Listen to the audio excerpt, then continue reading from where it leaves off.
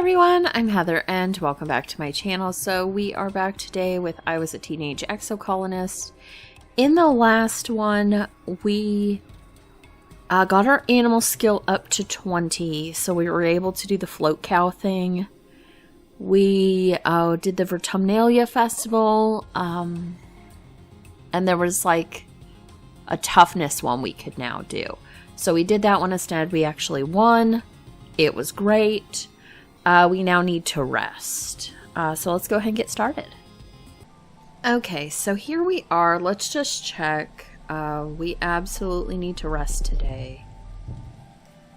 But we can now work with our dad because we have the stuff. Let's rest over here. And we'll relax in the lounge. You look around the lounge. Some friends are here. Who do you hang out with? Let's hang out with Dis.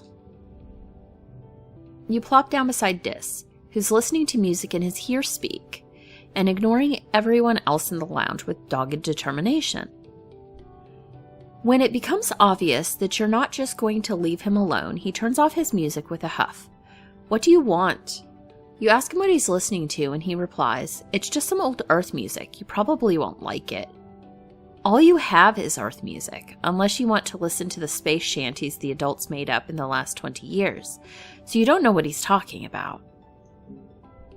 You tell him to give you a little credit. He rolls his eyes, but lets you sync your hearspeak to his. Grungy-sounding rock music fills your skull. You spend a few hours passing music recommendations back and forth, lost in your own private soundscape. Okay, I don't want to get rid of those cards right now. I want to get rid of the 0, maybe 1 point cards, but I don't want to get rid of more than that at the moment. So it's late wet. Whose birthdays were late wet? Tange and Dis.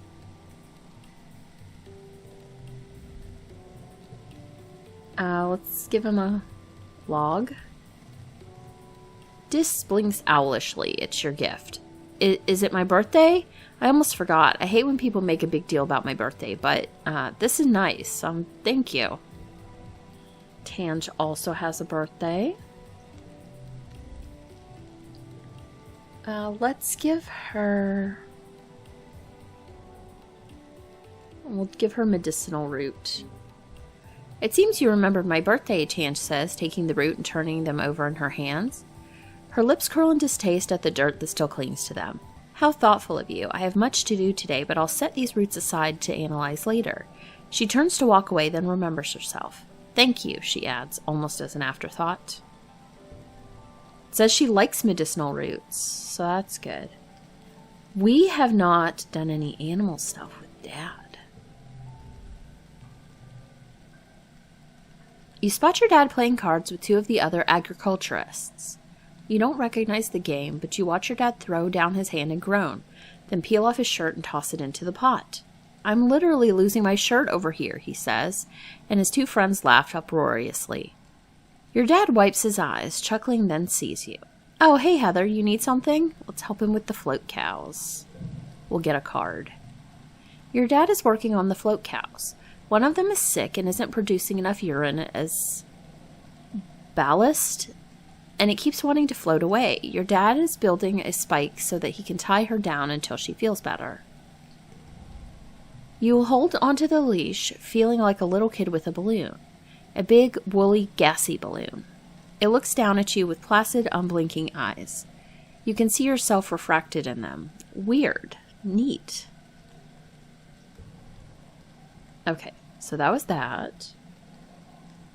What should we work on? Reasoning here is what? 19. So getting to 20 would be good. I did not mean to click on him.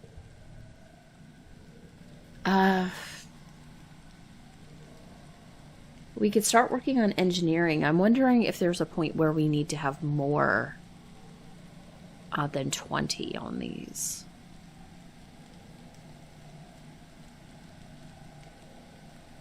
Let's see. I guess let's go for reasoning.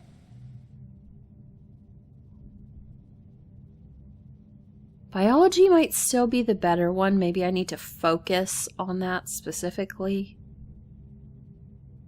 Because they do kind of say to do more than one. However, reasoning goes up 2 in this. So let's study engineering today. It's been a while since you've taken a physics class. You wonder who they got to teach it after Professor Hell died. He was the teacher back on the ship. Who could possibly replace him? Congruence is waiting placidly for class to begin. "Oh, Heather, hello," she says as you take your seat. "It's been a while since you joined us to learn about the grand world of physics. Don't be surprised, I'm teaching this class now, in Professor Howell's absence." Today, Congruence teaches you about machine learning and the development of artificial intelligences. Congruence has been a part of your life for as long as you can remember. It's hard to imagine a time when people didn't have access to such a powerful, all-knowing intelligence. How did people used to learn anything? Okay. It's weird that I'm getting that random card locked in one slot thing.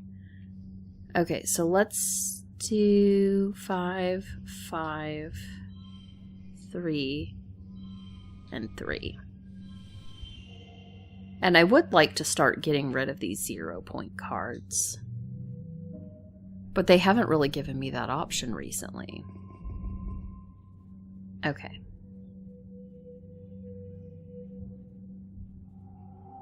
Now it's glow, so I definitely can't go out. We may have an event. Let's grab this stuff.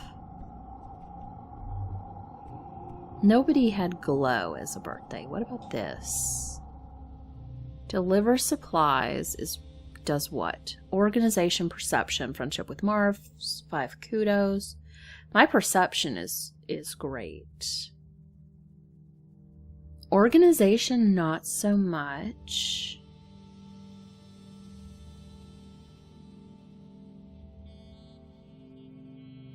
It would give us kudos. I have 24 kudos. So I now don't have enough to buy anything. I did buy something. I don't know what it did, though. I guess let's do this. It's been a while, but it's time to attend a meeting of the Secret Fun Times Club. Mars started the SFC years ago when you were little kids. Tangent and Tammy agreed to join at the time. But then you all got busy with other things and forgot about it, and then Tammy died. You meet in an unused conference room in command, which Mars says is perfect for a secret club. Club President Mars brings the meeting to order.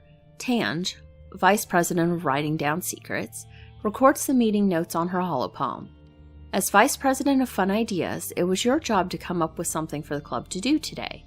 You chose making friendship bracelets and brought all the supplies you'll need.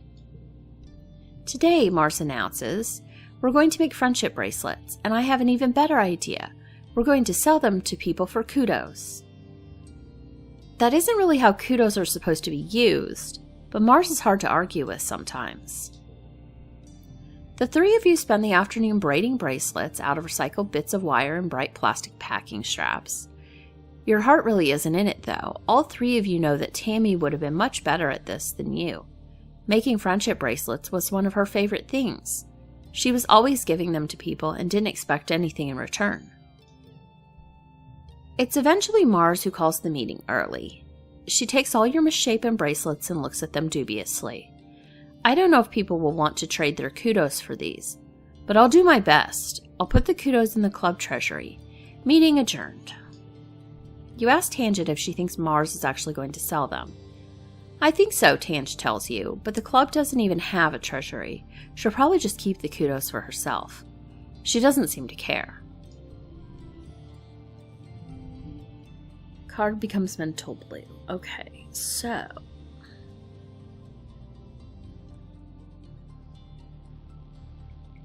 So I guess let me do 0.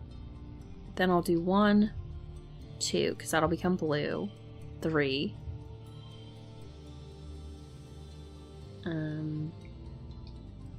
5. Okay.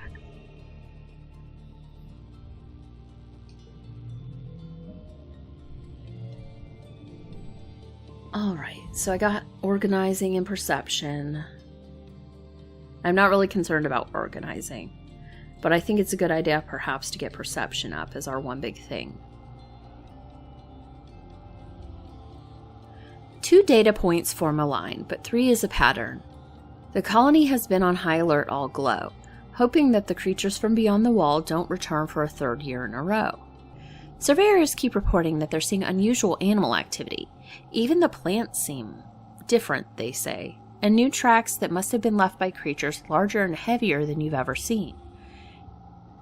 You and the other colonists drill evacuation plans. You're in engineering when you hear the sirens ring through the colony. You cover your ears against the noise and make your way to the nearby classroom. This is one of the assembly points, so you should be safe there, but it wasn't so safe last year for Professor Hal. What if another creature gets in? Congruence, the new teacher, is just a face on a computer screen. She can't protect anyone. Congruence flickers cheerfully. Please stay calm, children, she says.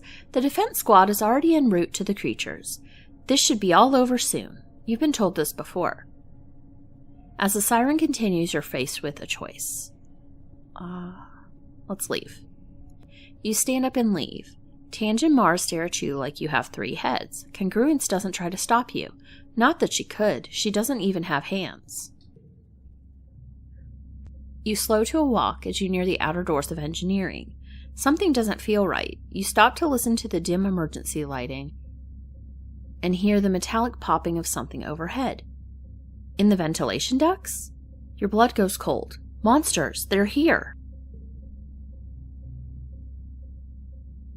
You follow the sounds to a workshop and force yourself to look up through the slats of the vent.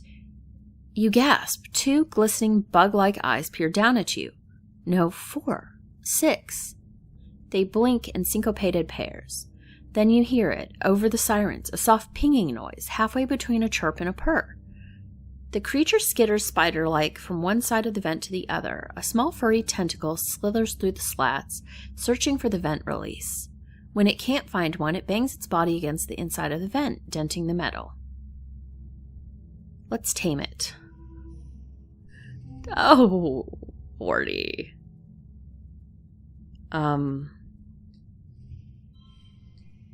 That would give me that.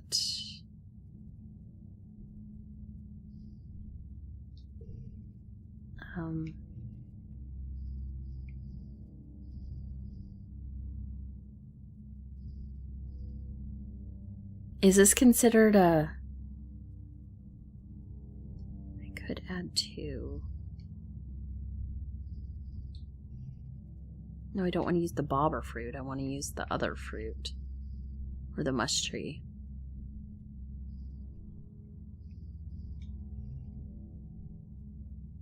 Okay.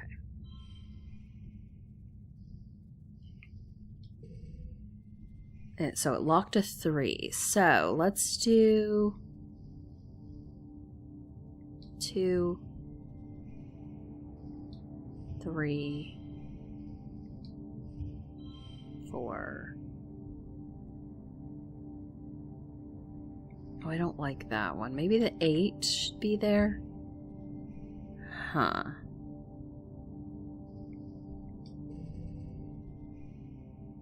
Okay. So let's see.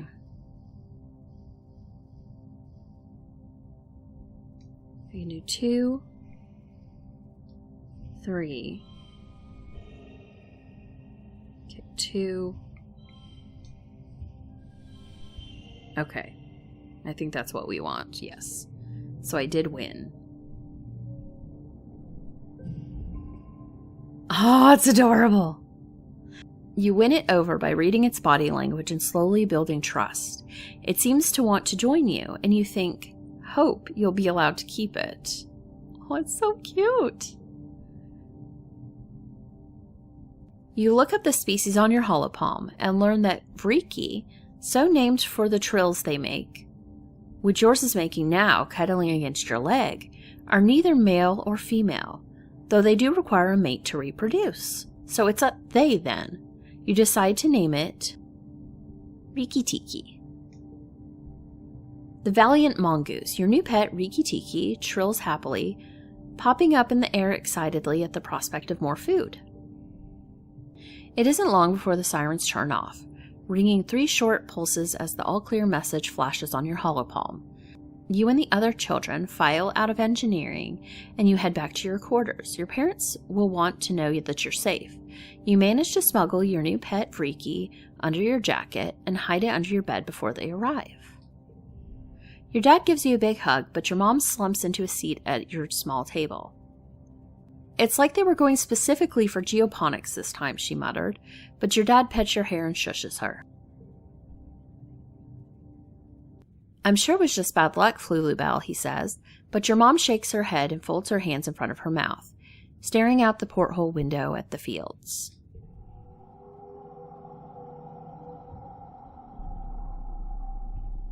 Early quiet. Oh, we should have a birthday soon, right? Start age 13. You know, Heather, you're all right, Mars says as you approach. You blink at her, trying to figure out what she means. You're an all right what? At your stunned silence, Mars laughs and tosses her hair over her shoulder. You're all right, she repeats. You actually have good taste, unlike all these other nullheads. Ever since we landed, it's been help with this, Mars, and don't waste resources on that, Mars. It's boring. At least you understand the importance of sophistication. You shoot the breeze with Mars a bit longer. At some point, Dis skulks out of the living quarters and has to pass by you both, clearly trying not to draw your attention. Ugh, where is he going now? Mars mutters to you, then raises her voice so Dis can hear. Try not to get eaten by aliens, she calls out to Dis. If you die out there, they can't use your body for fertilizer. Don't be a waste. Shut up, Mars. Dis is cool. You say it loud enough for Dis to hear. He looks at you with wide eyes before scurrying towards the wall. Huh, Mars says with a little smile, no accounting for taste. She seems to respect that you challenged her. She watches Dis disappear from sight, then shrugs. Maybe you can get through to him. I've tried, but he doesn't care about contributing to the colony, or being popular, or earning kudos, or anything important. Let's just leave. My baby, look at you. Heather, what do you think about this? Mars walks towards you haughtily, stops, poses with her hand on her hip, then turns and walks away. I call it my cool walk, Mars says, looking over her shoulder. I also have a bored walk and a flirty walk. It's important to switch it up once in a while. Okay, what was Mars's birthday? We've already done Mars's birthday. Hers was early wet. Are we in early wet? No, we already did that. I don't know what season we're in. What season are we in? Quiet. Can I not talk to my guy? Oh, he comes with me? Oh, isn't it cute?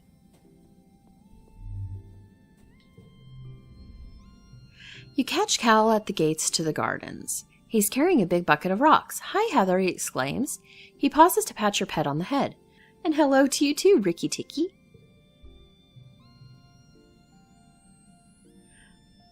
Oh, I'm supposed to tell you that there's a new park near Geoponics now. Cal says, we can run around all we want and nobody will say we're trampling the fields. You should come play there sometime and bring Riki Tiki. They'll love it. Okay, so we unlocked the park. Okay. So none of that. What do I want to do now? It looks like toughness will go up. Perhaps we go to Geoponics. So I can relax in the park there. We can do the dirt one.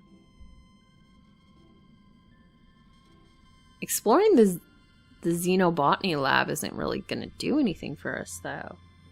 But it looks like our strength... I mean, I guess that's what that means. This thing.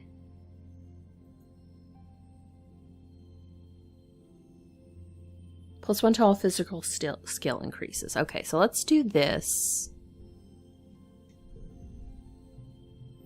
Heather, can you help with something in the barn? Cal asks. You excuse yourself from planting and follow Cal.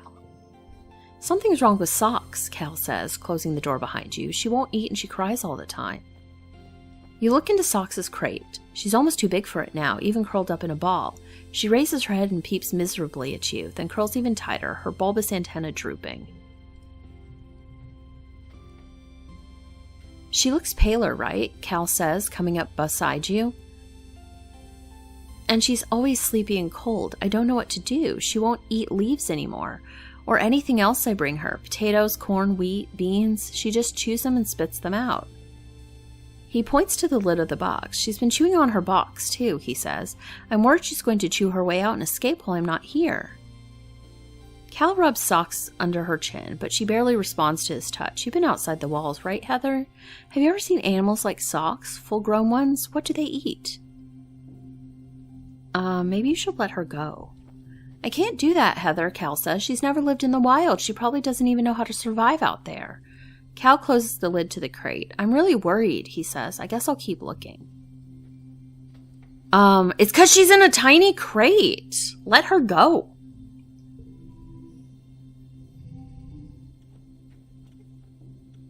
Card becomes physical red. Okay.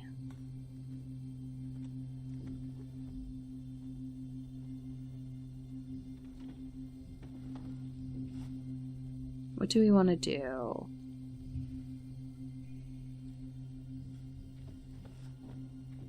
Okay, I guess we'll do you, 3, and 5. Okay.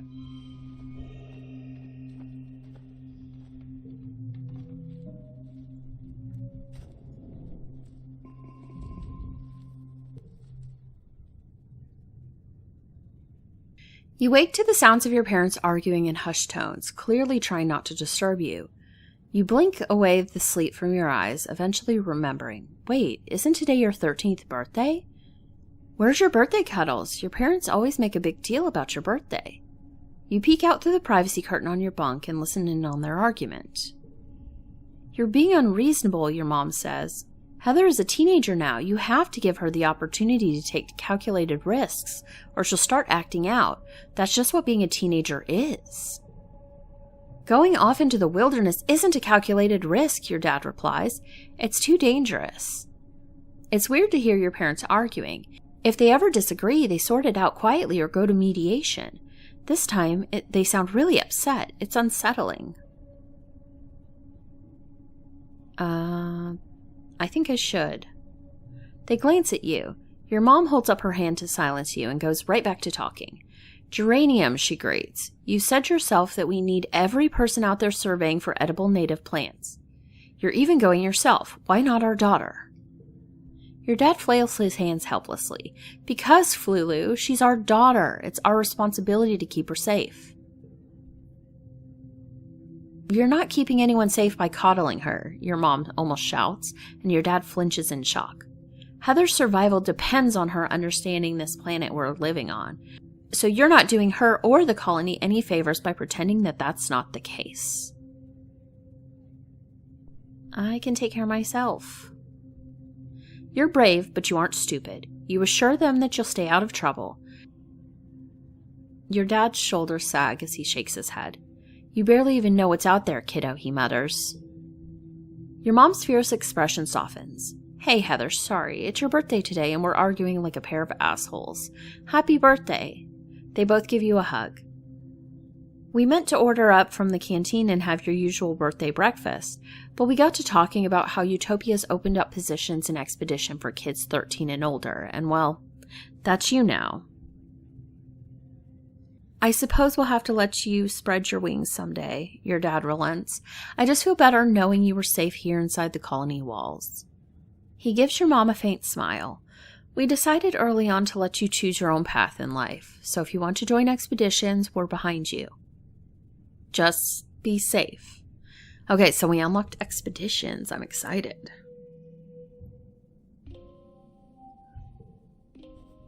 No, my cutie. My cutie pet. I love it. Let's look for anything in the colony to pick up first. Then we might try the expedition today. We have to talk to our dad first because he's got some thought bubbles.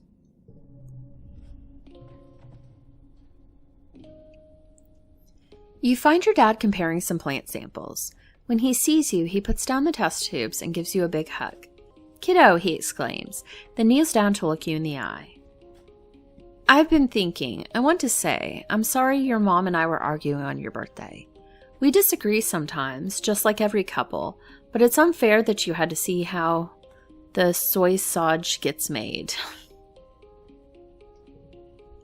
He pats you on the shoulder. "Thanks for saying so. You're a great kid."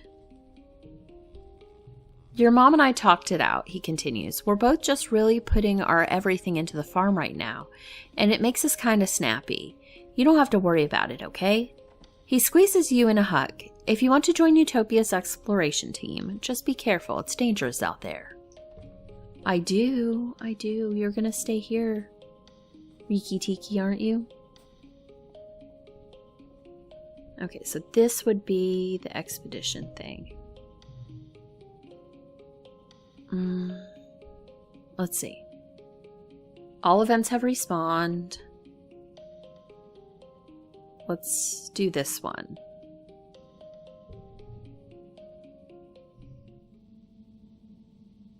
Okay, so we can talk to Utopia. When you boarded the expedition's autobus this morning, you didn't know what to expect. It trundled you and the other surveyors a few clicks north to the Prosaic Plains, a high flat area with cooler weather than your colony. You could barely control your excitement as you watched the landscape change. And now you're here. You're finally old enough for a real survey mission away from the colony.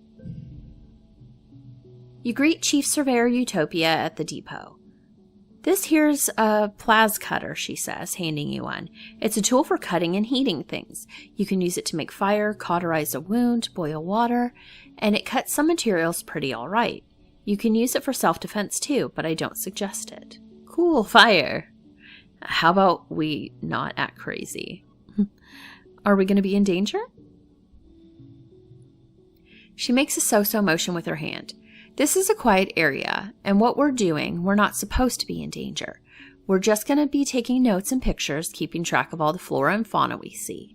Just don't touch anything unless I ask you to take a sample. Everything is potentially dangerous. We don't know much about what's out there, which is why we need surveyors, even youngins like you." The Prosaic Plains are a sparse region. Like you can assume from the name, you can see things from a long way off.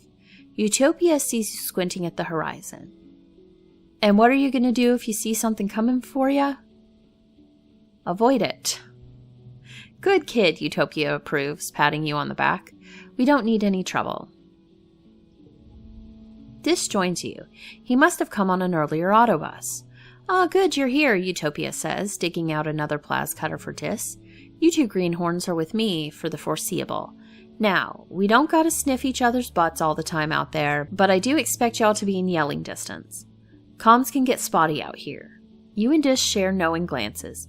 You both been sneaking out to explore long before you were officially allowed to." Utopia also hands you a surveying drone and shows you how to launch it. It'll automatically perform local scans of wherever you go, though detailed scans still need to be done manually. When you return here to the depot, it'll upload its findings to the HoloNet. Your job is to cover ground and see what's out there, and so long as it isn't dangerous, record it. She slaps you on the back. "All right, team, don't get yourself killed out there, okay?" Oh, my little thing right there. Super cute, but this should be a new area for us to explore, and hopefully we can pick up things. I love having the pet. I hope nothing happens to it. Okay. Well, I guess before we really get into exploring, I'm going to go ahead and end this episode here. In the next one, we'll explore this area and get a little bit further